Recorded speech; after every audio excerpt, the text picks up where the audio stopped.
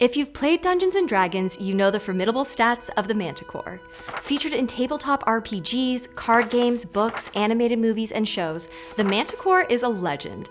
And how could it not be? It's absolutely wild looking and certainly scary. We're looking at the body of a lion, we have a humanoid face, and then we have wings, which are usually either bat wings or the wings of a dragon. Now that forms the core of the creature, but on top of that, we are looking at a creature that is usually completely covered in spikes. But this contemporary version of the Manticore is different from the original, and it's a very old creature going back to the 5th century BCE. There's a lot of speculation about the origins of the Manticore. Is it a man-eating monster from Persian myth, or simply a misidentified tiger? Either way, the history of the Manticore is as wild as the beast itself. I'm Dr. Emily Zarka, and this is Monstrum. Pretty much everything you can read about the origins of the Manticore points you towards Persian mythology, where it's known as a man-eater. However, there's no reliable written sources from Persia to support this. Instead, the first written account of the Manticore dates to the 5th century BCE, when Greek historian and physician Ctesias wrote Indica. In the text, Ctesias records the Indian flora and fauna he heard about while serving on the royal court in Persia. So keep in mind, he never went to India himself. He describes a Manticore as a freakish-looking beast that has the body of a hairy red lion, a human face with blue eyes, and human ears. 3 rows of sharp teeth fill its mouth, and it has a stinger at the tip of its thick, flexible tail that shoots stingers like a javelin. This sting was said to be fatal to all but the elephant. Ctesias claims he witnessed the king of Persia receive a Manticore as a gift. Could this be where the Persian origins of the Manticore begin? Perhaps.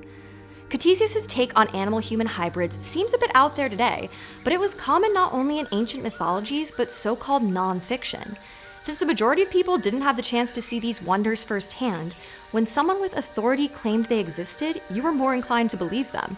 It's always been traditionally the way that we like to tell stories, from the Medusa to the Minotaur. I mean, it's putting animal traits in making them humanoid in some way has always been a great way to tell stories. Fermin, aka Mr. Rhexx, is exactly right. We see this not just with manticores, but with all kinds of chimera-type creatures, like centaurs, mermaids, and Knuckle-the-V. Even though they seem wildly fantastical, the identity of the monster is reinforced through detailed descriptions of their appearance. The legend lives on from one text to the next. Famous Greek philosopher Aristotle's History of Animals includes Ctesias' Manticore, despite the author's own note that the account might be untrustworthy. He compares the tail to that of a scorpion that can shoot spines and says that the savage man-eater can run as fast as a deer. In Israel, there's a chamber in the tomb system of Apolophanes, dating to the Hellenistic period around 3rd century BCE, part of the Sidonian burial caves, that depicts a bearded, human-headed lion with a long tail. Sound familiar? There's no obvious stinger or quill, but there does appear to be small dart-like lines above the creature's back, seemingly coming from the tail. Professor of Archaeology and Art Dr. Joshua J. Thomas argues that these lines could represent the quills the monster is said to shoot in later written texts. This could suggest that Greek influence contributed to the monster's appearance alongside other mythical and real animals that decorate the tomb system. Let's jump to the new millennium, to 1st century CE. Roman natural philosopher Pliny's influential natural history includes the Manticore multiple times in his massive attempt to document all of the natural world. He cites Ctesias' description of the creature, saying that the 3 rows of teeth meet together like a comb. He also states that the Manticore of Ethiopia are capable of imitating human voices. But not all ancient writers were sold on the existence of the Manticore. In the next century, Greek writer Pausanias proposed that Ctesias was actually talking about a tiger. He theorizes the additional rows of teeth and stinger tail could have been a fabrication told to Ctesias by Indian traders to further emphasize the danger and exoticness of the real animal. That didn't stop many people from believing manticores existed, though, especially because they could now be seen, in art at least. Colorful illustrations of the Manticore start appearing in medieval bestiaries, a genre made popular in part because of the growing popularity in household pets. Kind of ironic that a fictional animal became more popular because of the changing relationships between humans and real animals. The oldest known image of the Manticore appears in Bodleian's 764 manuscript, an illustrated 13th century bestiary. The numerous rows of teeth set in a human face evokes a fear of cannibalism when depicted as eating human body parts. It very zealously seeks human flesh and cannot be hindered by a barrier or space between its incredibly powerful leaps. One purpose of medieval Latin bestiaries was religious. They were meant to educate readers on Christian morality and ethics using allegory and symbolism. Sometimes this meant including more violent animals like the Manticore as comparisons to more gentle creatures. As such, the Manticore appears in churches as one of the animals of the world, like in the 13th century mosaics of the Aosta Cathedral in Italy. In the context of Christian tradition, the Manticore's excessive hunger for human flesh might represent a lack of control seen as gluttonous and sinful. But that wasn't the only interpretation. More commonly, the Manticore simply noted great danger to humans. That's why the creature also appears on what is widely believed to be the oldest surviving medieval map. Dating from around 1300, the Hereford World Map, or Mappa Mundi, shows the Manticore with a bearded face wearing a crown. It appears immediately to the right of the tiger. The next great contribution to this monster's lore would appear in fiction, Dante Alighieri's famous 14th century narrative poem, Inferno. In the story, Virgil and Dante ride a horrific monster that appears to have been inspired by the Manticore. Called Geryon, the creature is described as having the face of any honest man, a serpentine dragon-like body with intricate pattern, 2 lion's paws, and a pointed tail just like a scorpion's stinger. According to the accompanying engraving, it also has bat-like wings. This is a crucial new addition to Manticore lore that probably sounds familiar to gamers out there. Its ferociousness and distinctive figure also made it a compelling choice for heraldry. The first use of the monster in this way appears as a badge of William Hastings around 1483. Other man-tigers would follow. Some 100 years later, topsells the history of 4-footed beasts and serpents, named the Manticora as an untamable monster, at least when its tail is intact. The popular Cocker's English Dictionary from 1715 does not dismiss the creature's existence, but gives it a regular tail. Other popular English dictionaries from this period have similar descriptions. Variations of Manticore winged and wingless continued throughout the 17th century, but by the 18th century, belief in the creature's real existence came increasingly into question. An encyclopedia from the end of the century notes that the accounts of the terrible creature from ancient Greek and Roman authors were exaggerated or even just made up. The author also says these man-eaters were likely larger hyenas who were described with more and more wonders until all shadow of truth was lost.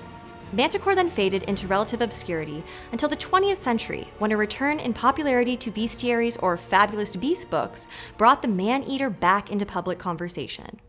The 20th century made manticores, well, nice for a period of time, or at least nicer in fiction. In the 1956 musical fable The Unicorn, the Gorgon, and the Manticore, all the creatures are misunderstood pets.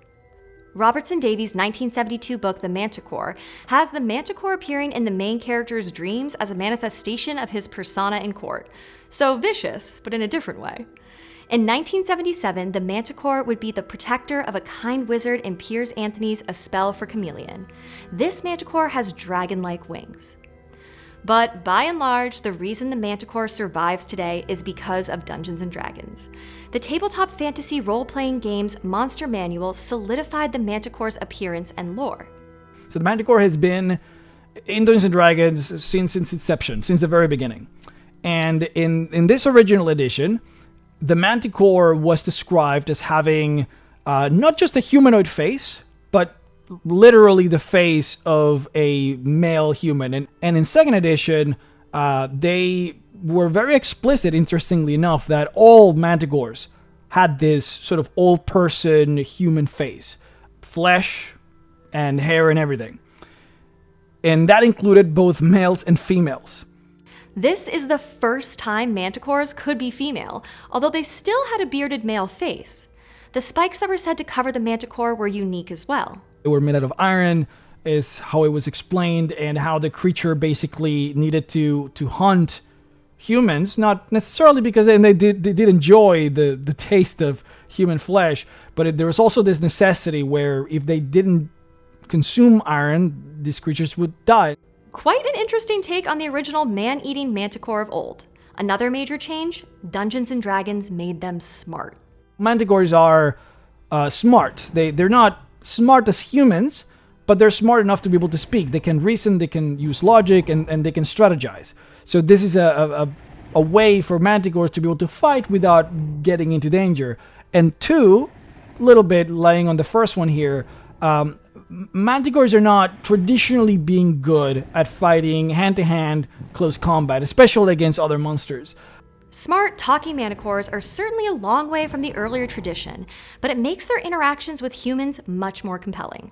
They like to threaten you in order to give them what they want, which could be all manner of things, as usually food-related, because these are sort of creatures, of course, monsters that live in the wilds. But this has never been the type of creature where when the hero, say, encounters the monster, it just results in an immediate fight. There's usually always a bargain, there's a conversation, there's subversion, there's persuasion involved between these two entities. The 1990s brings back more violent manticores, perhaps because of the popularity of D&D and Magic: The Gathering, where at this point they are decidedly monstrous foes. In the TV series Charmed, they are mentioned as vicious demons. Manticores communicate in high-pitched cries and tend to travel in packs. They would continue to be dangerous and deadly beasts in the 21st century, like in the Witcher video game series and Rick Riordan's Percy Jackson series. While scholars today largely believe that Ctesias' original manticore was likely inspired by the Indian tiger, they've become more than just a scary story to perhaps remind us of a real-life dangerous creature. They now help us tell compelling stories, add narrative tension, and look pretty damn terrifying in the process. They're just the avenue by which you can tell great stories. The interesting thing is that you can make monsters into bloodthirsty, chaotic villains, and you can make a good story with that. You can make them into smart conversationalists, political leaders, what have you. This information is all just necessary for the dungeon master to be able to create those very important stories, because ultimately, people tend to enjoy a lot that immersion. It's the details of a monster's lore that help make it feel real and cause our imaginations to go wild. The continued presence of monsters like the Manticore across thousands of years of history only adds to that narrative credibility. Even when firmly rooted in fantasy as it is today, it's still a fun nod to the creativity of the human mind. Before you go, have you seen the latest on the PBS Food channel? They've got lots of delicious new videos, including new episodes of Pan Pals. It's a show that asks the question, what if two people from different cultures swap dishes around a theme? What type of noodles would they cook? Just don't watch on an empty stomach. There's a link in the description below. Let them know Monstrum sent you. Hassania, ew. Garion. So why did I just say Chora instead of Cora like I've been doing the entire time? Help us tell compelling stories.